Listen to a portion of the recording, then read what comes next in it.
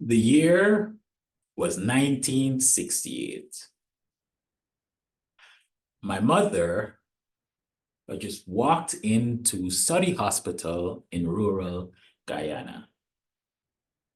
She was 9 months pregnant, and this was her fourth pregnancy. Everything seemed normal until after delivering that baby, there were complications. And when you have complications in a rural part of the country, it's not the same like if you're in a city. First of all, there was no doctors on call. So for several minutes into hours after delivering, she was lying on the bed and bleeding out. She had a retained placenta. This is a typical story many people face in pregnancy. Many people face when they have medical emergencies. Not a single doctor on call.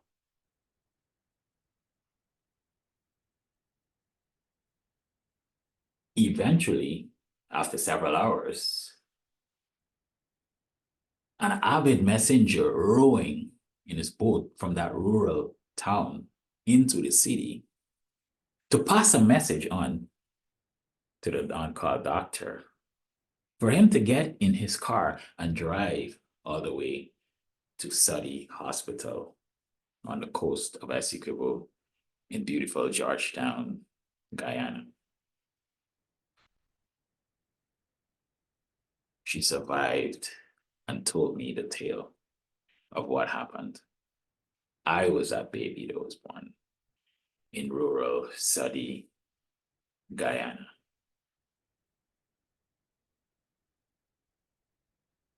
The reason why this story is very significant is because I'm talking to you today about the importance and the pivotal role that technology is going to make or play in our lives, and is playing right now in our lives in the medical field.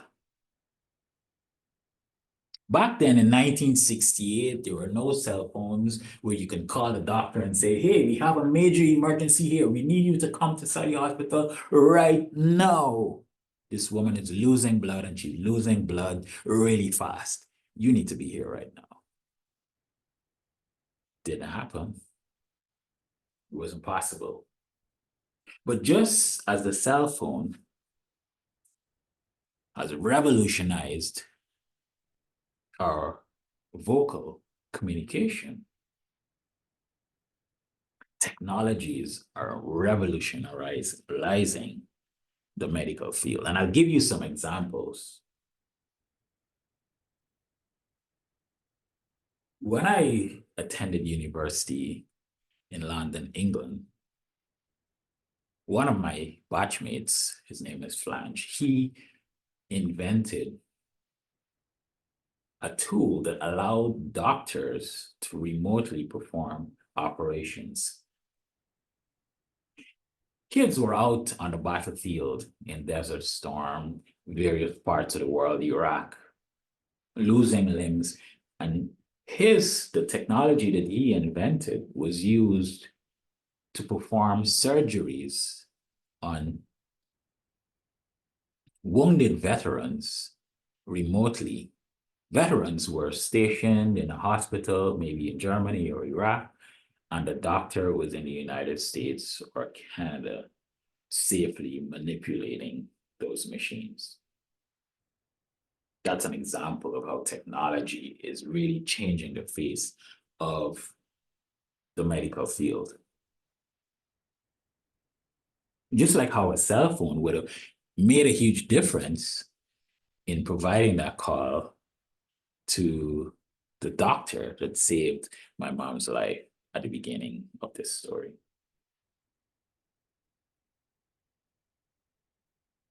So what's happening right now? We are in 2024. We're not in 1968. We fast forward several years, half a century.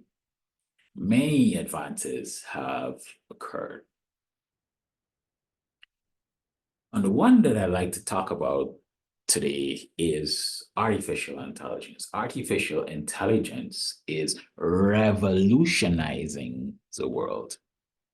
It's revolutionizing the way we do every single thing.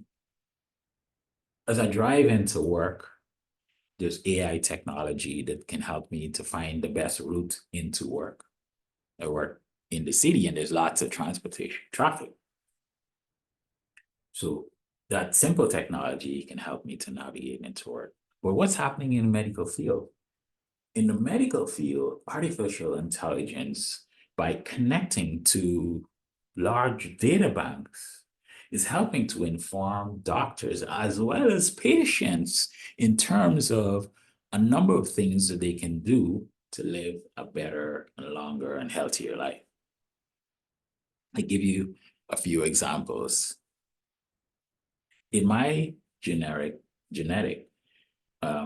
makeup, I am predisposed to a number of ailments. One of my uncles passed away. He was very successful lawyer in England, but he passed away way too early due to prostate cancer. Now, had he known that he was predisposed to this ailment, there's a number of things that he could have done preventatively in his earlier years to avoid having that diagnosis later in life. Similarly, on my mom's side, she is predisposed for hypertension, and on my father's side, diabetes. Luckily for me, I've not been diagnosed with any of those ailments, but guess what? I'm about to do a genetic study to see exactly what shows up in my DNA. I'm 50 years old, but it still gives me enough time to understand the type of lifestyle I need to live in order to live a much longer life. And these are some of the things that are happening. I work right now as a computer engineer for the Canadian government. And in my job, I'm responsible for a team of about 50 people. And we support a number of applications. And one of the projects that we're working on right now is called SHWV, Senior Health and Wellness Village. And this is a really amazing project. I went to the site just a few days ago and I was amazed at the technology that was in one building. It's a huge, massive building, but what they're actually putting in there are another number of technologies.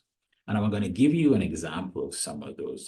There is a technology that they can use to have a emergency call for the nurse, regardless of where she is. She walks around with a cell phone. Every single device in the building, including over 200 cameras, are IP driven. So at any point in time, an IT person or someone on call that's managing the building can see exactly in every single room what's happening with the elderly patients that are staying, not patients, but elderly residents that are staying at this senior health and wellness village. They have an integrated menu system. They have a technology called Symmetry that allows them to connect into every single door, every single window. It's for security purposes. Also, it allows them to set an alarm if someone, maybe a patient suffering from dementia, walks out to the building. They also have a technology called real-time tagging, where you can tag, put a code, a clip on patient, but a resident who is prone to wandering away. And instead of them wandering out of the building and being lost, and you have to put up a bulletin on television, just be looking for this person, they have a real-time tag where you can tag that resident so that in event of them walking out the building, it sends an alert to someone who's on call. There's so many amazing technologies that are available nowadays for us. And what do these technologies help us to do? They help us to live longer, to have science predict exactly how we can use preventative medication to extend our lives. And by harnessing these technologies, it just makes an interesting and amazing experience for every one of us. So I did talk about artificial intelligence, and artificial intelligence is basically understanding how things happen and trying to program and sort of like learn over time and becoming smarter and smarter. One of the things that facilitate the artificial intelligence is the World Wide Web and data banks. This data across the world. And using that data or subscribing to that data makes our lives so much better because now we understand things at a sort of at a very minute level. So in the case of my mom, in the story that I told earlier, where she walked in, it was her fourth pregnancy.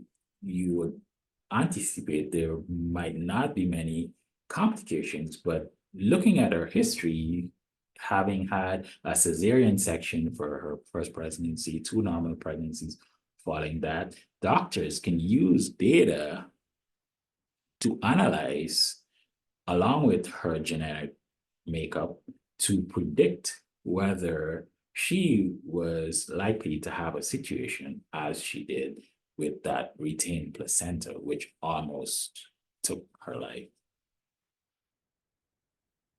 So I'd like to summarize my presentation today to all of you that are listening to say this: technology is there, it's amazing, it can significantly change our lives for the better, but it's for us to reach out and embrace that technology. It's for us to be open-minded and see the best usage of these technologies. These technologies on their own are nothing, because if you don't subscribe or you don't implement the technology, it would not be of any use to you because it's not in the realm of your usage. Just like the scenarios that I mentioned. My uncle who had prostate cancer, he was very rich. After retirement, he went to live in Guyana once again, but he never had the opportunity to live and benefit from his extreme wealth because he was not taking care of his health. So that's a very powerful and important message for everyone. We all, whether we're 20 years, 30 years, 40 years, or 50 years, we all need to take care of ourselves, embrace technology. And if we do that, we will all live longer, healthier lives. Thank you very much for listening.